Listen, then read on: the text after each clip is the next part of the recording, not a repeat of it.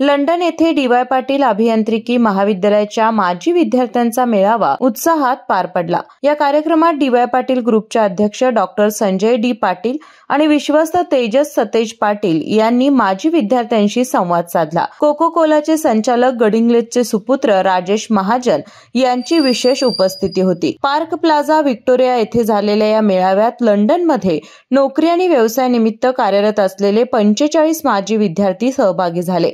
महाविद्यालयातील आठवणी, संस्थेची प्रगती आणि आंतरराष्ट्रीय स्तरावरची उपलब्धी याबद्दल सर्वांनी समाधान व्यक्त केलं। Doctor Sanjay D. पाटील यांनी माजी विद्यार्थी हे संस्थेचे खरे ब्रँड अँबॅसेडर असल्याचं नमूद करत परस्पर सहकार्याची अपेक्षा व्यक्त केली। तर तेजस पाटील यांनी संस्थेच्या 4 दशकांच्या प्रवासात माजी विद्यार्थ्यांचं योगदान महत्त्वाचं असल्याचं सांगितलं। मेळावा नियोजनासाठी माजी विद्यार्थी विभाग समन्वयक डॉक्टर मनीषा भानुसे, माजी विद्यार्थी साई दत्त सबनीस, अरिहंत आडके यांनी विशेष परिश्रम घेतले।